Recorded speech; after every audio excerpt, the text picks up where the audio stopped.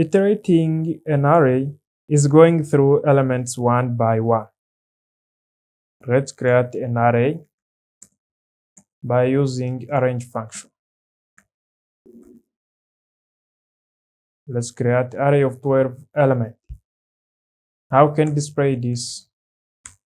Now we created an array of 12 elements. Okay, we may access that element in this array one by one by using row. Let's use for row. We simply write for, and we can write element in our array. Then let's print each element by simply write element. If I run this, you see, we access element one by one. We may do this also on two-dimensional array. We are not going to create a new array. We simply use this one. But to make it two-dimensional array, we use a function reshape. Let's create a new array. From our first array was array. That we are going to reshape it into two-dimensional array of 3 rows and 4 columns. Now I can print this, and now you will see it is two-dimensional array of 3 rows and 4 columns. We can access these 3 elements by using group. We simply write for, then we make element. We may say x, for example, x in a new array. Now let's print x. This will display x element down. This is 3 elements of two-dimensional array. Now we access element one by one. But here, there is still small confusion. Even is we accessing 3 elements of this two-dimensional array, but this return element arranged in also in a list.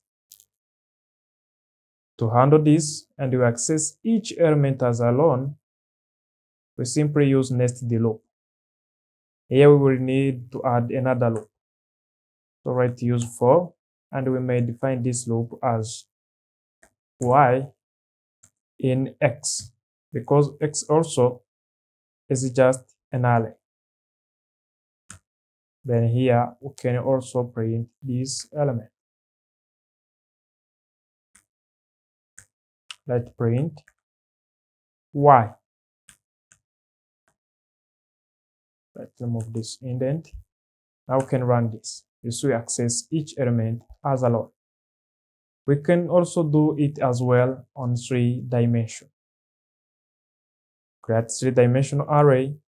We need to use reshape again of this array. Try to do it faster.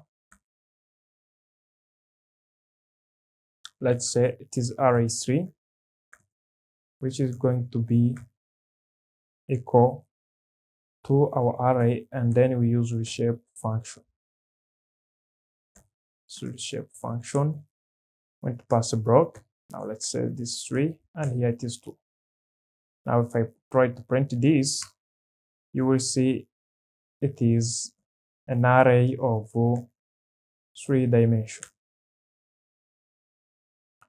To access these 2 elements of 3-dimensional array, we use loop. Let's say, for example, x in an array. Now we may print this x. Now see, we are accessing it as 2 elements. To handle this, you see, we will remove first this square bracket. Remove this square bracket, we use row. Let's add the next row. Let's say this is y and also x. Now this is where we are going to print our value. let's print y. If I run this, there is still a square brackets. To remove this again, we need to add another loop. We use for, let's say w in y. Now, I may remove this statement. And then we print w. If I run this, see we are accessing element one by one. A simple secret to access each element as alone, or I can say a number, you need to use a loop. In fact, if you are in 3 dimension, you use 3 loops. If you are in 2 dimension, you use 2 loops. If you are in 1 dimension, we use 1 loop. If you are in 4 dimension, you use 4 loop. If you are in n dimension, you use n loop.